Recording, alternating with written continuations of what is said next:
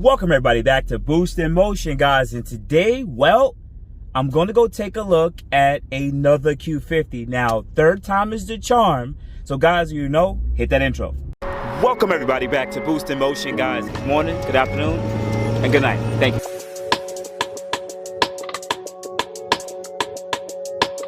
Welcome everybody back. Welcome everybody back to the channel. First thing, shout out to my whole Boost in Motion family. Much love. I appreciate you guys for your support. And if you're new to the Boost in Motion channel, I'm boosting. I just cut across 3 lanes of traffic because, yeah, your boy Boost is going to go look for his third Q50. Now, if you guys haven't taken a look at the last video of the last 2 Q50s, I actually took a look at 2 previous Q50s, and boy, did they have some issues. Clapped up.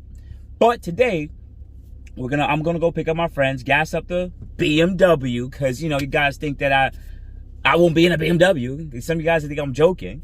And I'm gonna go to Jersey and we're gonna go take a look at this Q50. Now, I do want to preface this, right? If you guys don't know, I want to boost a 3.7. Yes, I want to do my full first actual build, and I feel comfortable doing it with a 3.7, not the 3.0T. You can guys look at some of my previous videos and why I'm choosing not to. And also, I've been in the VQ community for a long time, love it. And yes, guys, we're gonna end up boosting the 3.7, but I just don't know. Maybe it'll be this one. We gotta start somewhere. So guys, let's go. All right, guys, so this is the car I'm gonna take a look at. White, lowered already, BBK. I don't care for the wheels. The Sport.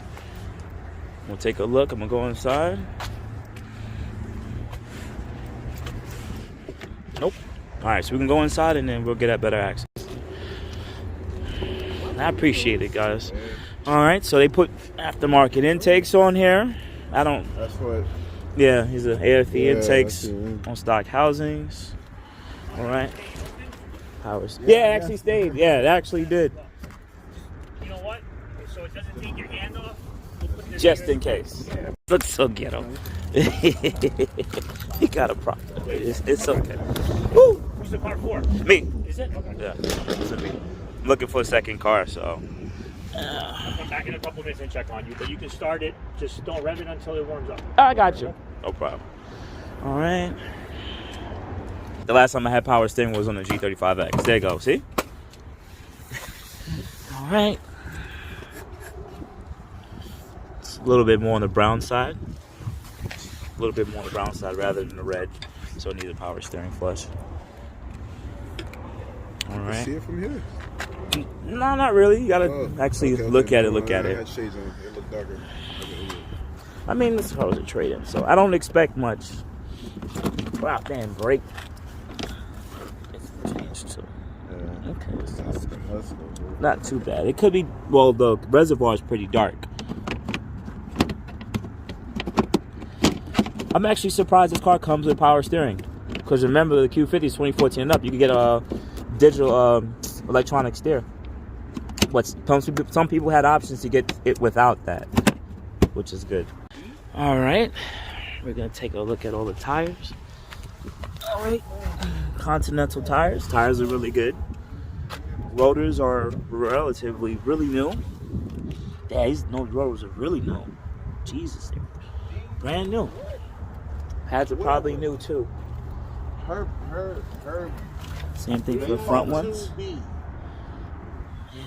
Tires also. Tires are really good, yes. Okay. Trunk. Alright, so this car does have something usually doesn't have, and that is a spare. Alright. Now we gotta see if we have the key. There's supposed to be a specific key for the specific lug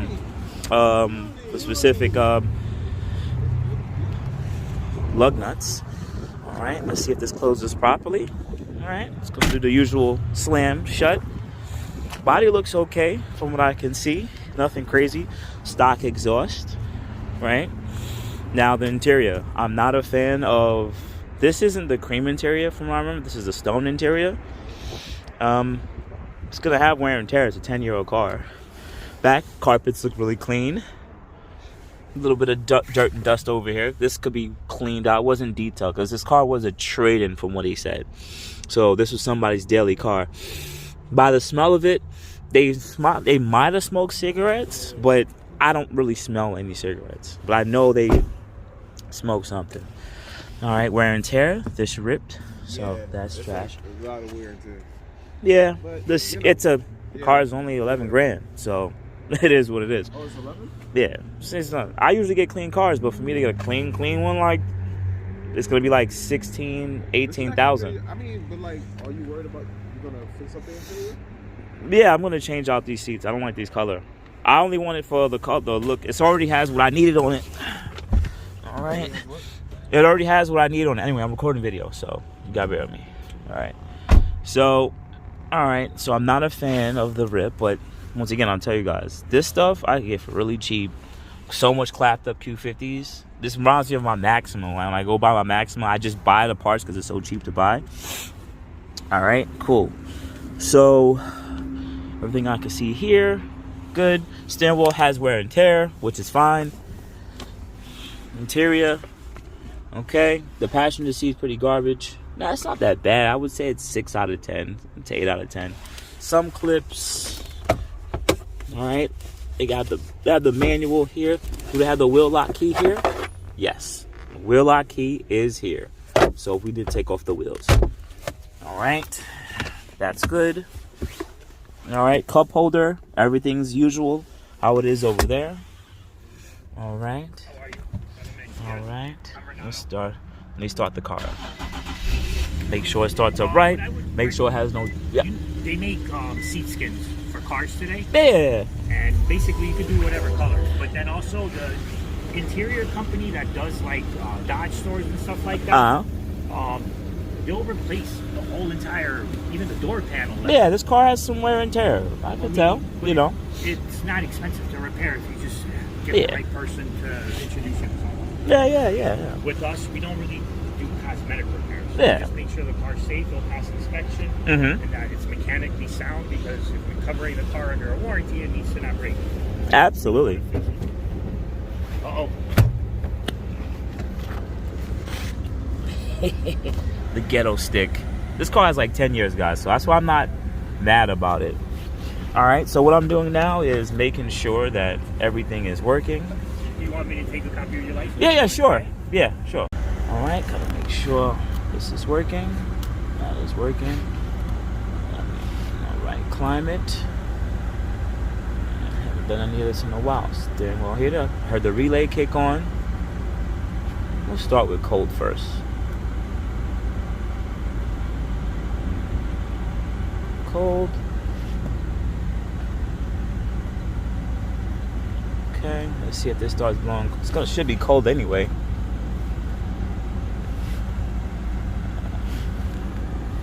And the direction. Let's see if it goes to every single one. I'll tell you right now. But Bottom is definitely cold. I can feel the jack. It's definitely cold. Okay, cool. Alright. Now we're gonna turn to heat.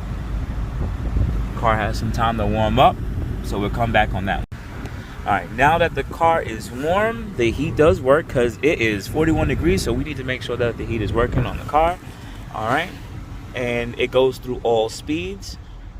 You gotta go check every single speed, because sometimes certain speeds won't work depending how old and however the relay is set up, but it's keeping up. Yeah, it's getting faster. Yes. Alright, cool. Okay, so we can do that now. Now let me see, we go through both. I want to see if it goes split. Okay, I actually heard the little motor switch, and definitely it's going to both areas. And then you want to make sure it could go here and do this. I can hear it. Nice. Okay, give it that. I'm not going to be able to know if this is working properly, because this car does have light tint. It does have light tint, but hopefully the rear window works. Now, let's see. This car shouldn't have 360 camera. It's going to have corny regular backup camera, which is okay. All right. Now, it doesn't have the driver assistance, because usually you'll have that here, and that's when it allows you, the car would actually brake and give gas to you. I would love to get that, but I'm not looking for that. And it doesn't, and it has a manual tilt rather than rather than the electric tilt. Okay, the seat did get warm. I'm gonna check out, make sure all the seat moves in all the direction it needs to move. Back, forward. Back, forward. Okay, and there's a couple of other, yes. And then you also have this part here.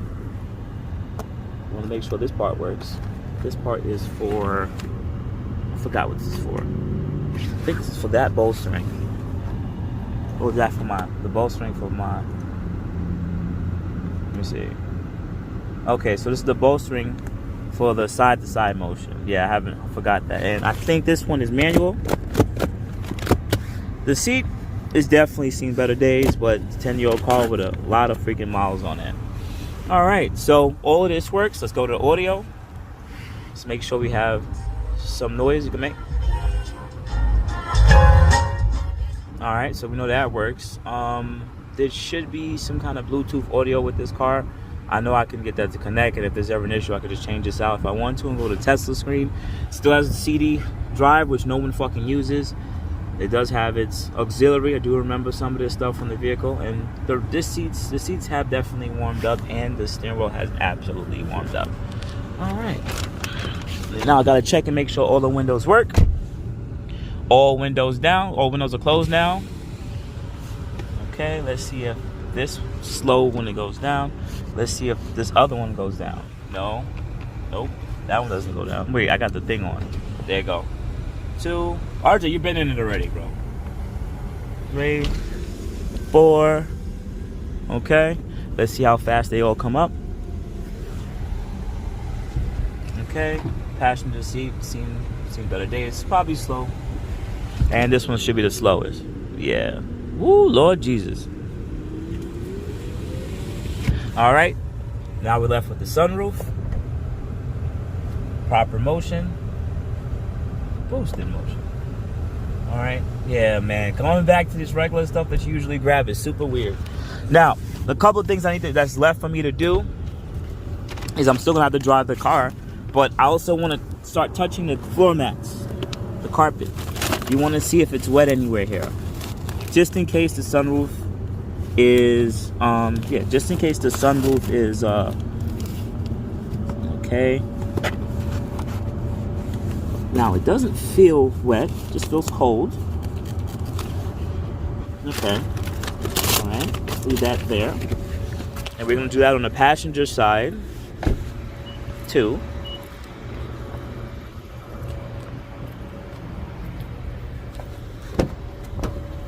Let's check the mats over here. This one's popped. Oh, thank you. I appreciate that. Yeah, a couple more minutes. Thank you. All right. Carpet feels pretty good over here too. And I don't smell any mold smell. Any color. Okay. All right. We want to make sure that these seats work also. Forward, back. Sorry, RJ. You chose to go in the back seat. Let me see if it goes up and down. Yep, and that still works. Make sure that the windows work on that. This works on this side too. And I can lock and unlock from there. Vent works. I already checked the vents on that side. Nice. All right, cool. Okay, unlock. All right. Not the cleanest, but it is what it is. Ugh. So I should have checked the oil at the start. Now I'm checking it now while the car is moving, so I'm not going to get a proper oil check. And the car is on the hill, but the color looks pretty okay. Yeah, the oil is pretty much okay. I don't have a problem with it from what I can see. Alright, now that the car is warmed up. A couple of the mods that I see in the car does have BC Racing coilovers. So somebody actually put that on the car. Intakes that we really don't care too much about.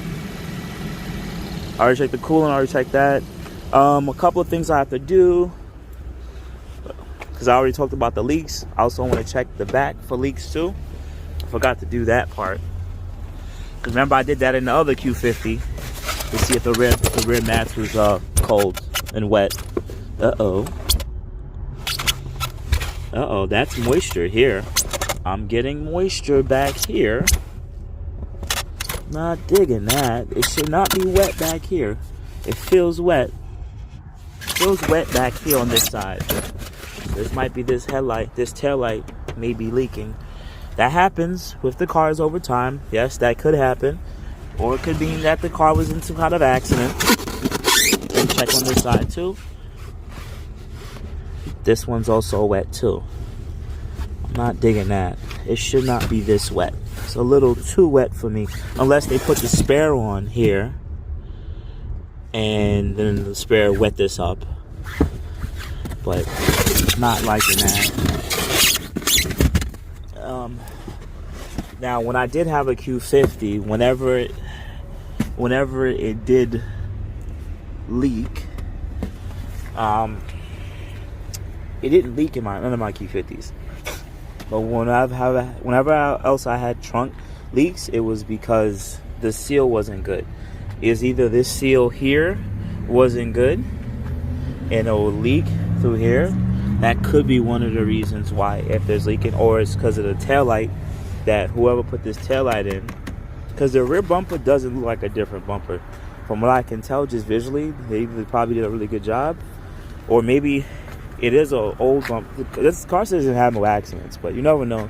Might have got hit and they just put the taillights in not properly. But whenever I did taillights, yeah, I'm assuming, in my personal opinion, no, this is how the body work usually. From what I try my best to remember, this is kind of how it looks, and it looks very similar on this side too. So I'm thinking it's the tail light. I'm thinking. All right, close the trunk. Okay.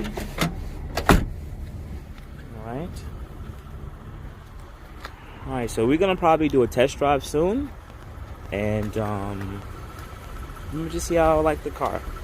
But as of what I see now, could always be better.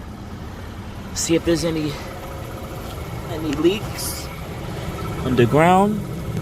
Those leaks are not fresh leaks, so that's already been there. That's not from the car. Okay. I don't see anything that's really standing out there that says no. They do want 12 for the car with 140,000 miles. I think that's a little bit too expensive for where it's at.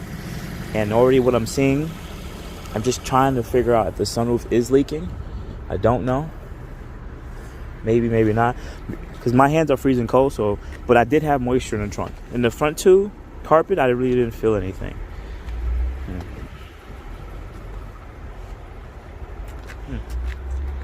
I don't know.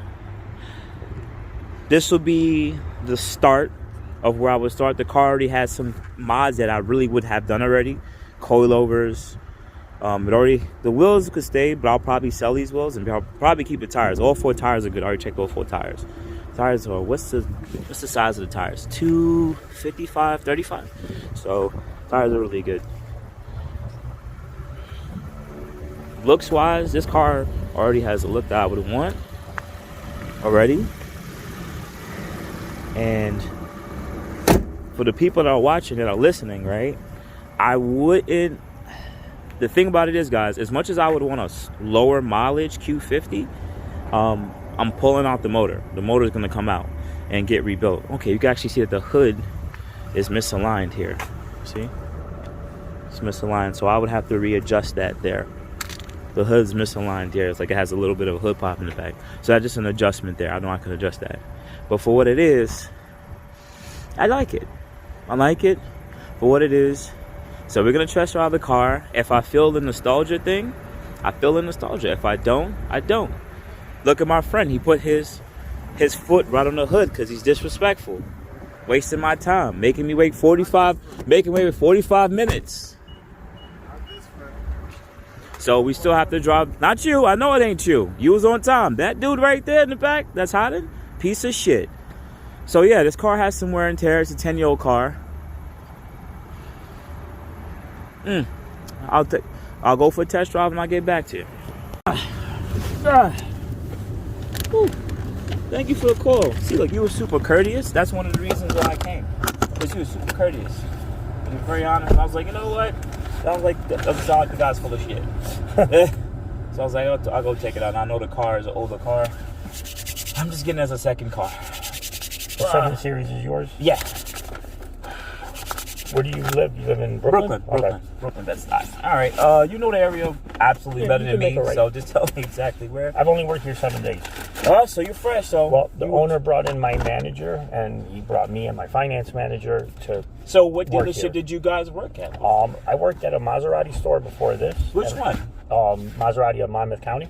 I was gonna go buy a 8 Series from there before. It was about a year ago. Okay. But 4.0. No, it was a 3.0.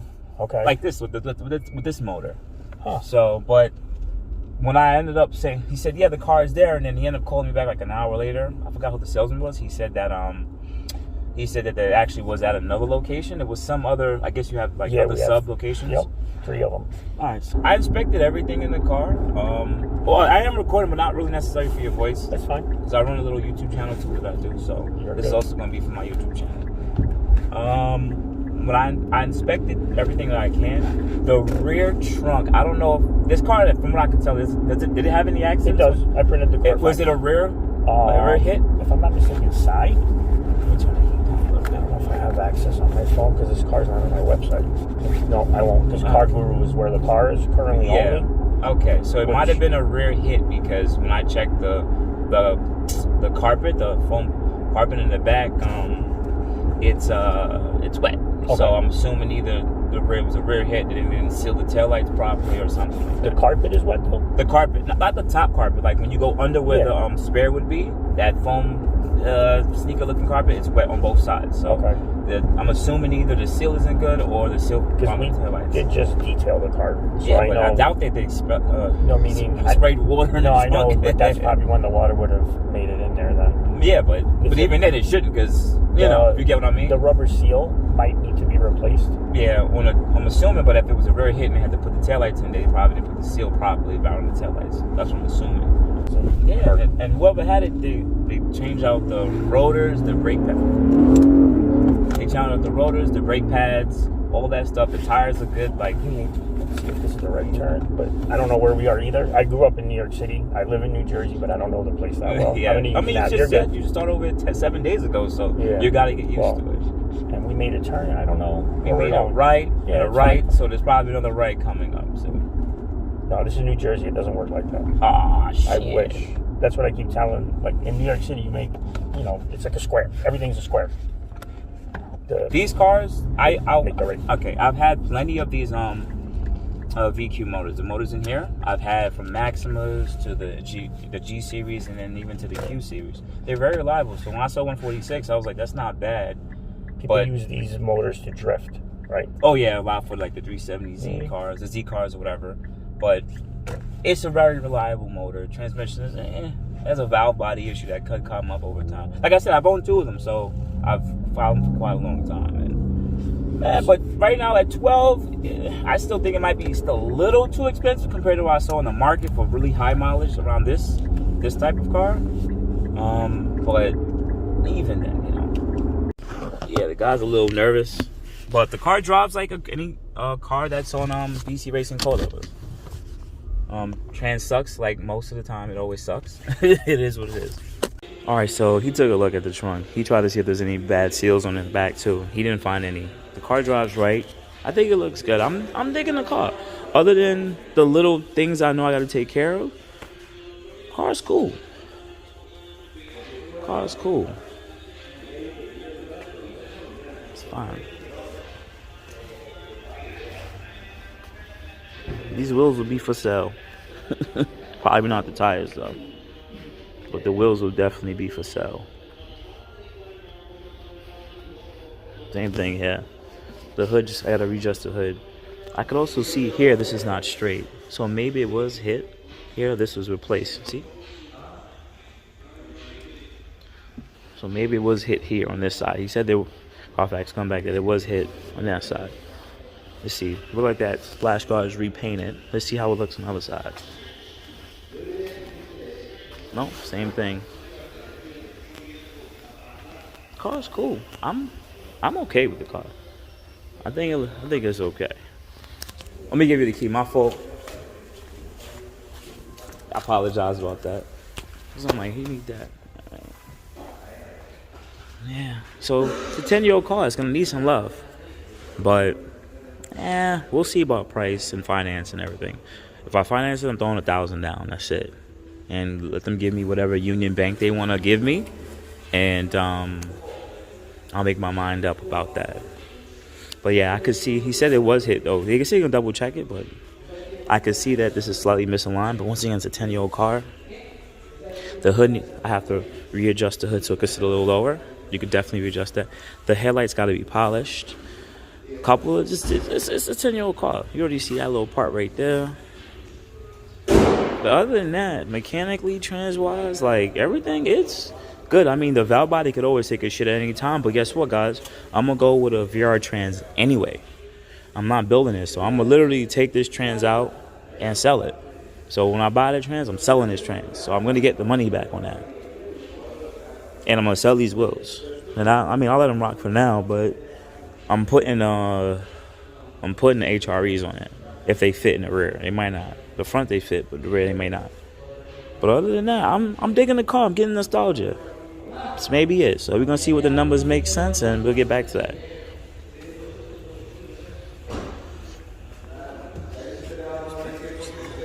Everything good? No, the battery's low. The battery's too low? Oh, okay. Right, so here's the Carfax. 146, crazy loud miles though. But it had one accident, so I was correct with that accident with the fender. I said it was moderate too. That's probably why the hood needs to be readjusted. Other than that, the car was serviced. Nothing crazy that popped out other than the accident. The car drives well. It's not too bad. So, to conclude, so I am not getting this car yet. So we're gonna talk about that at a later time because I have to get back from New Jersey and head back. But yeah, hold on. All right, guys. So I made it back. Now I got to give you guys what happened because there's no Q50. What happened? Did we meet in the middle? What's going on? Did I just walk away from the deal? Was I not interested? So this is what happened. So yes, I was actually interested in this car. I don't think I recorded a video where they did a scan on the car. Had no issues with the ECU and or the TCU. No codes, no nothing like that. Emissions was fine on the car. Now, they told me because they only had the car for 3 days. 3 days, right? They sat there and they told me that they're gonna list it for $12,000. I said, okay, cool. I said that price is a little too high. I said, based on the market, just by the mileage alone, I think the car is listed for too much. Now, the salesman was super cool, super relaxed dude. He had 2 dogs, 2 pretty dogs. And he was just like, hey, listen, what do you want to offer? So he kind of knew where I was going with this. I told him I want to offer $10,500 for the car. And I still think $10,500 might be a little too much, but I said I'll offer $10,500 for the car. I'm going to go through your guys' financing just for $1,000 down because I don't want to buy the car out cash. So he said, all right, cool. He said, you might need to push $10,750. This is what he said. I said, all right, cool. Take your word for it. So he went to the finance manager or pretty much whoever does part of the deal, went with that deal and came back. And he sat there and told me separately. He said, listen, man, yeah, they're not going to take the 10.7. It's a little too low. They had the car long enough. And he's very open, honest type of salesman. And I like that. Those are the really best salesmen. It's like they're not going to want to take the deal. They only had the car for 3 days. That's what he said. They're going to have the car for 3 days. And for them to lower the price for $1,200 or $1,250 is too much on the car that's been for 3 days. So then I met another salesman, or I would say pretty much the finance manager, the guy who does the deal above him, came out and talking to me.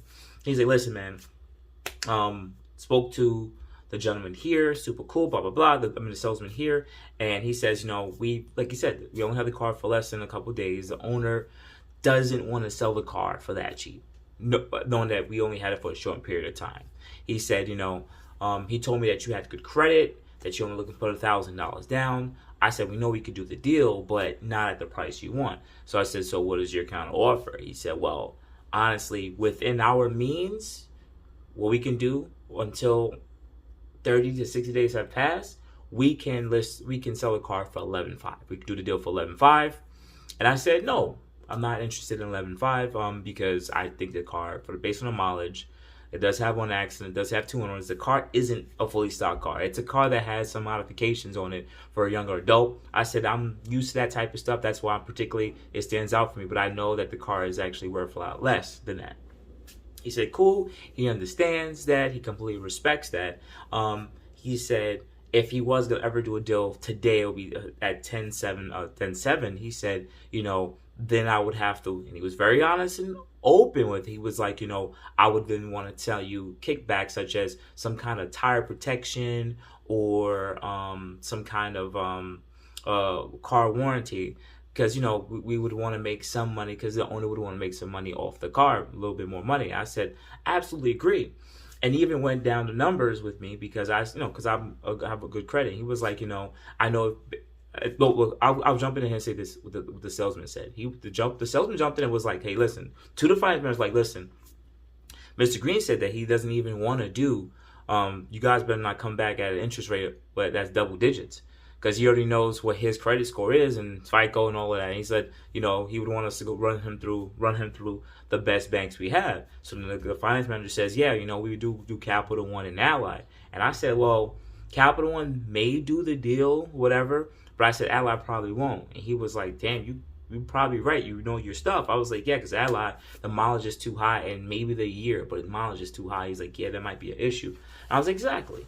She's like, yeah, you really know your deal. And then they both said it clear as day. It was like, we know that you're the type of buyer that we would want to buy this car and would get it today, but we know that a young guy is going to come in and doesn't really know as much about the car as you do, and you felt that and he wouldn't be able to see it, so they will be able to sell the car for the 12 or 11.5 because it's a little bit more intriguing for the younger buyer. But then this is the best part. The salesman sat there and said, but to the finance manager, they was having their own back and forth about it. He was like, but the thing is, to us try to get that younger adult or that person with poor credit approved will be an issue. We're gonna probably need more money down. A lot of banks may not approve him or her, whoever they get the car from.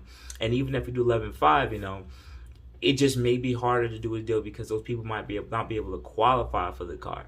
He's like, so it's probably this is something that we maybe need to look more into because we would really want to possibly sell this car. So the finance manager was like, Mr. Green is a candidate, but they're having a conversation right in front of me. I'm just like, all right, am I here? And it's like, yeah, but then they mentioned the owner, because the owner wasn't there. They said, wink, wink, wink. And I think the owner was there because it was a guy that was just sitting there. He said it was like the friend of the owner or whatever stepping in for the holiday, something like that. I think he was just sitting there watching what was going on, whatever. And it was like, yeah, we're not going to let the car go for that cheap as of right now. They want to put it on the market for a little bit longer and give it a couple more time just to see where, what the market would want.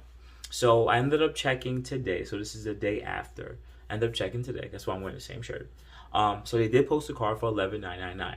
And Car Gurus actually stated as it's a little bit too expensive. And what Car Gurus do is they usually take whoever posts a certain amount of prices and they try the best to use their algorithms to post it, whatever the retail, not Kelly Blue Books, but retail based on what they see going on Car Gurus. And they actually stated that it's actually I think $1,500 too expensive based on mileage, year, condition, accidents. That's just using their own little algorithm. So that technically means I was kind of right.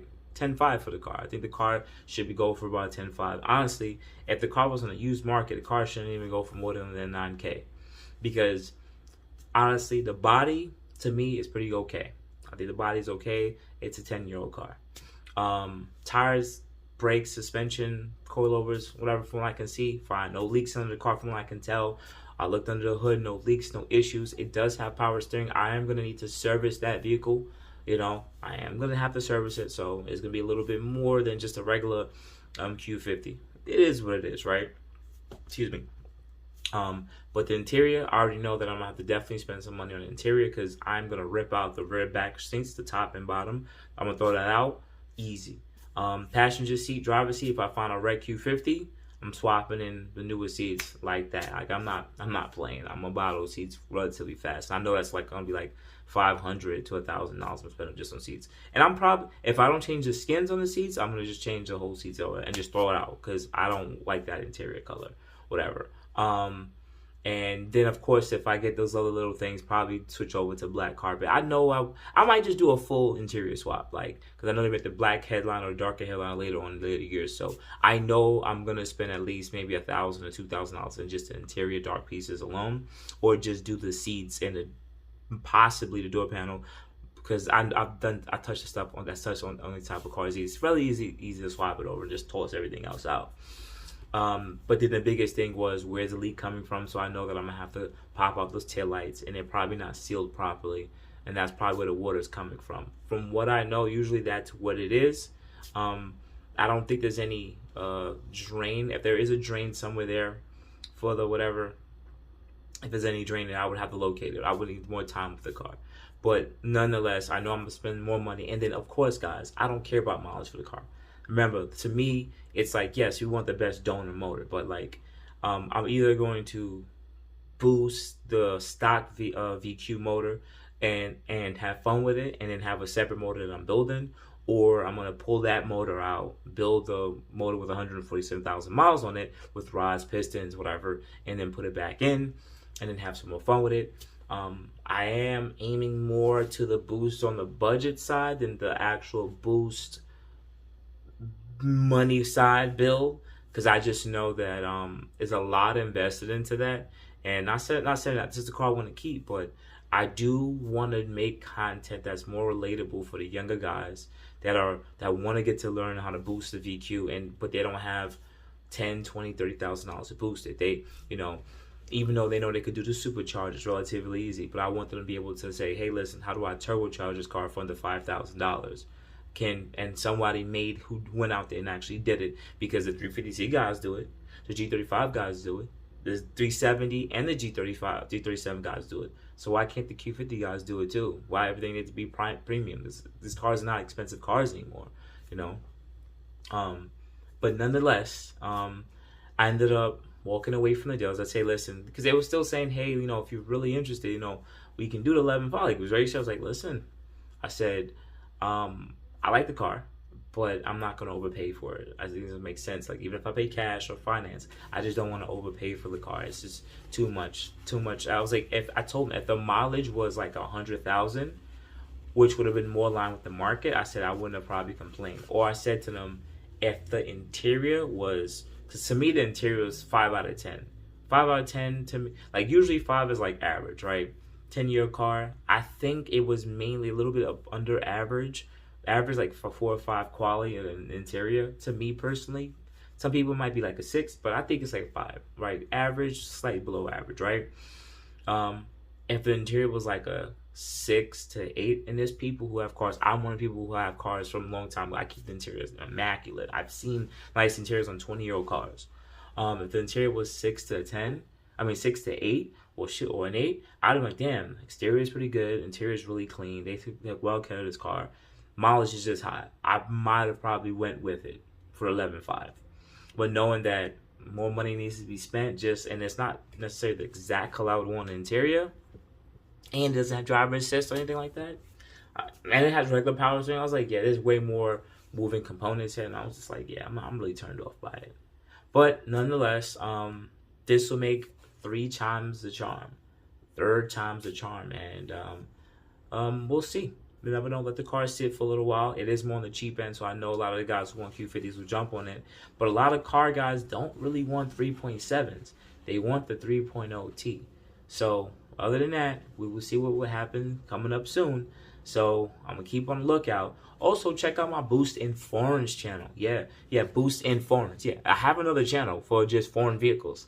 I remember I have the C63, then the E63. I actually daily drive a 7 Series B58, but I'm aiming to replace the the 7 Series B58. I might end up getting not the M3. I actually cut the M3 out because it doesn't make sense for me to build the Q50 and then also have an M3. Like, that doesn't make sense. Like, those are like pretty much the same class of cars. I know they're not the same power, but the same class. So I'm going to stick with the big dog cars. So I'm still looking to get either AMG GT63 or I really thought I was going to get back in the E63 game, but it might be S63. I know you guys might not care about that stuff over here, but, I'm going to do a little bit to one of those cars if I get it, but I'm going to keep, with those high horsepower cars, you don't do too much. But that's going to be my daily driver / with the Q50. So I'm aiming to do that. So otherwise than that, guys, I really appreciate you guys' support. Definitely tap in with my Boost in Motion and Boost in Foreigns content for this new year. I'm really excited about it. And I'm putting at least between 5 to 10 grand to the Q50. Not to buy, to actually buy the parts and modify. So I really think I'm aiming to do it on a budget, guys. I might need all companies on deck. I might need a couple of sponsorships, if you know what I mean. I'm not a broke boy. I don't mind paying my way, but I don't want to get into this $25,000. Maybe down the line when I know I'm comfortable with the car, and I'm like, all right, guys, we popped the stock motor. Well, guess what? I had a backup motor right here. We did the heads, we did the rods, the pistons, the bearings. Oh, we already closed decked it. Oh, we ready. It's going in there with G25 550 turbos. They're mid-mount turbos. Yo, like something like that. Or like, people bore it out from a 3.7 to a 4.1. Like, shit like that. I don't mind doing that when I'm more love invested. But right now, as my boy said to me, we want to start with a clean canvas. We want the car to look good exteriorly and internally, because that's when you fall in love with it, right? And then we can rip the heart out and make it stronger. All right? So you guys have a good morning, good afternoon, good night. I appreciate it. You guys have a good day. Thank you. Thank you, everybody, for watching. Do appreciate you guys. Love you guys very much. You can also check out the 2 links I posted for some of my other videos. Also, on top of that, if you want to purchase some Boost in Motion merch, definitely check the link that I posted also. And finally, if you've been watching all my videos and you enjoy them, please hit the link to subscribe to my YouTube channel. Thank you.